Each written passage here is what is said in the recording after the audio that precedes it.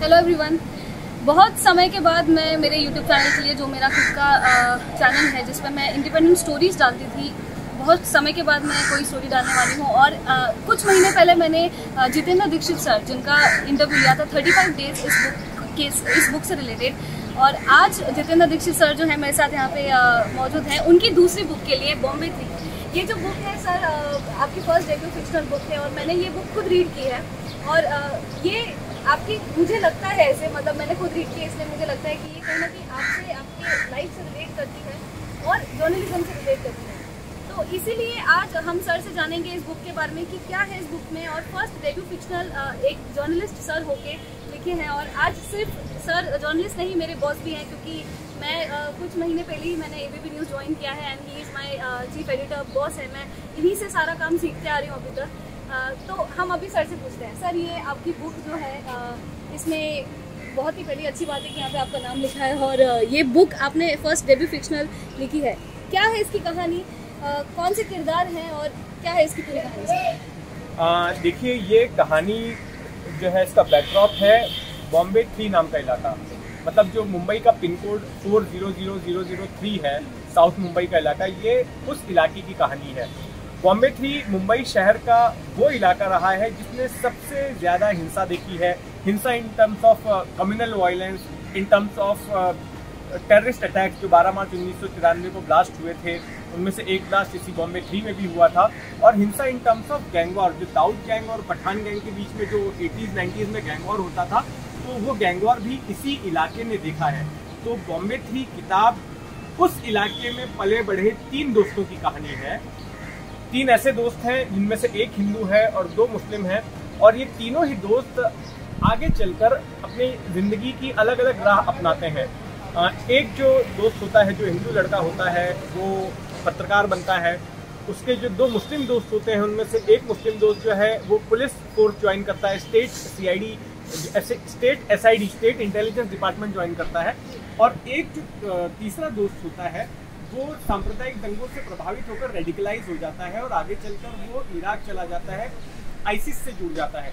तो ये इन तीनों दोस्तों की कहानी है। तीनों की अलग अलग राहें होती हैं और फिर तीनों दोस्त कुछ ऐसे घटनाक्रम होते हैं कि फिर एक साथ एक ही मकसद के लिए आते हैं। वो मकसद पूरा होता है कि नहीं होता है, ये मैं आपको नहीं बताऊंगा। इसके लिए किताब पढ़नी है और तुमने पढ़ी है किताब, तो तुम्हें पता है कि क्या होता है। सर, इस बुक में आपने कहा कि एक पत्रकार है और 2 मुस्लिम दोस्त हैं। पत्रकार का नाम जगन है और आपका नाम जे से शुरू होता है। तो इसमें कहीं ना कहीं आप रिलेट करते हैं इस कैरेक्टर से?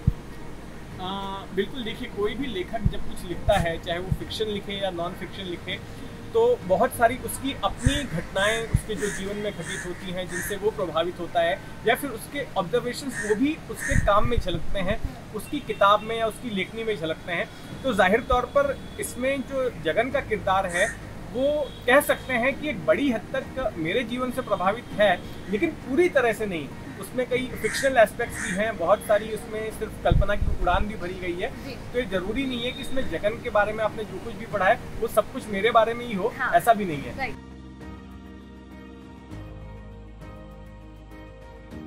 TRP एक माध्यम है ये जानने का कि कितने लोग हमको देख रहे हैं। कोई भी जो है किताब लिखता है खुद के पढ़ने के लिए नहीं लिखता है। कोई भी टीवी चैनल अगर निकालता है तो खुद के देखने के नहीं निकालता है, लोगों के देखने के लिए। तो TRP के जरिए ये पता चलता है कि भाई कितने लोग आपको देख रहे हैं, और हर चैनल चाहेगा कि ज़्यादा से ज़्यादा लोग उसको देखें। लेकिन ये बात TRP से थोड़ा सा उठकर है। TRP उसका एक हिस्सा है। टीवी पत्रकारिता ने, जब से इसका भारत में आगमन हुआ है मध्य 1990 के दशक से, तब से टीवी पत्रकारिता ने 2 काले दौर देखे हैं।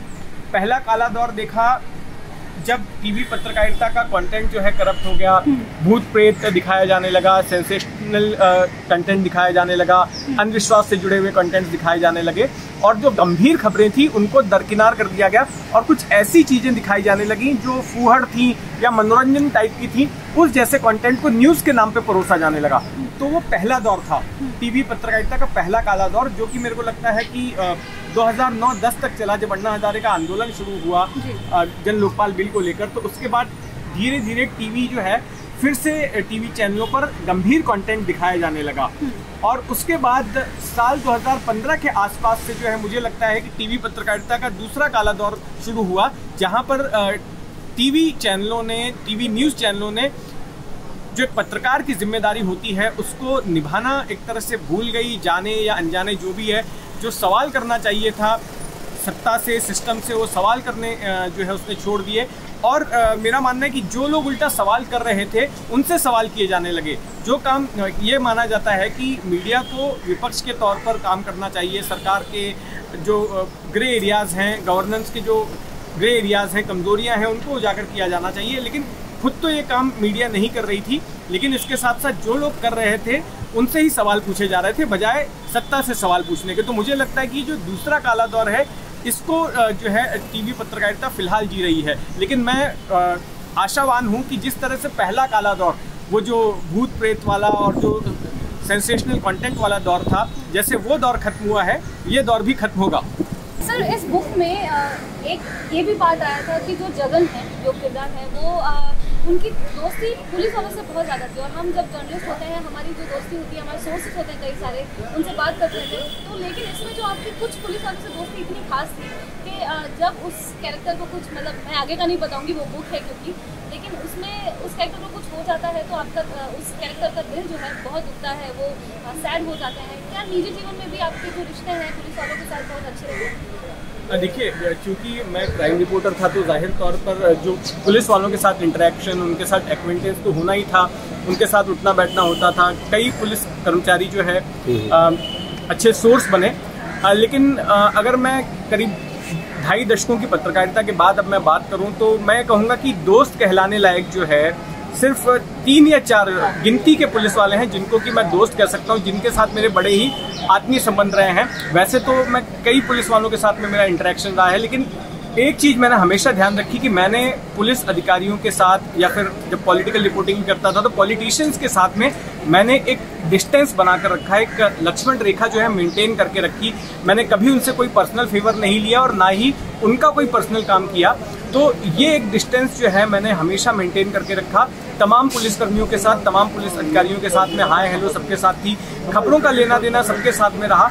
लेकिन जहाँ तक पर्सनल रिलेशनशिप की बात है तो मैंने हमेशा जो है एक दूरी इन सबके साथ में बना के रखी, चाहे वो पुलिस अधिकारी हों या फिर राजनेता हों। ये बात अलग है कि 2-3 पुलिसकर्मी ऐसे हैं जिनके साथ मेरे अच्छे रिलेशन हैं और जिनके साथ मेरा घर पर भी आना जाना है, लेकिन उन 3-4 लोगों को छोड़कर जो है और ज़्यादा पुलिसकर्मियों के साथ में मेरा इतना अच्छा जो है लगाव नहीं रहा है और मैंने एक दूरी बनाकर रखी। जी, बाकी की जो बातें हैं आपको बुक पढ़नी चाहिए, बिकॉज दिस बुक, अगर आप एस्पायरिंग जर्नलिस्ट हैं, जैसे कि मैंने जब ज्वाइन किया था एबीपी न्यूज़, मैं खुद का रियल एक्सपीरियंस बता रही हूँ। सर ने कहा था बुक पढ़ो और मैंने बुक पढ़ा और मेरी कई सारी जो थॉट्स हैं, कन्फ्यूजन है, क्लियर हुआ था। तो अगर आप स्टूडेंट हैं या फिर आपको पढ़ने का शौक है तो ये जो बुक है ज़रूर पढ़िए। और मैं ये बुक फिर से दिखाना चाहती हूँ। बॉम्बे 3 आपको ऑनलाइन भी मिलेगी, अमेजोन पे मिलेगी और कई सारे स्टोर्स में भी सर अभी आ चुकी है। देश के जितने भी बड़े बुक स्टोर्स हैं जहाँ पर इंग्लिश की किताबें मिलती हैं वहाँ पर ये बुक अवेलेबल है। इसके साथ अमेजोन, फ्लिपकार्ट और दूसरे जो ऑनलाइन प्लेटफॉर्म्स हैं वहाँ पर भी अवेलेबल है। मैं सर को इस स्टोरी के अंदर जो बायो है, मेरा कैप्शन है, वहाँ पे मैं टैग कर दूंगी। And please do follow my Instagram page, my YouTube channel. Thank you so much, stay tuned.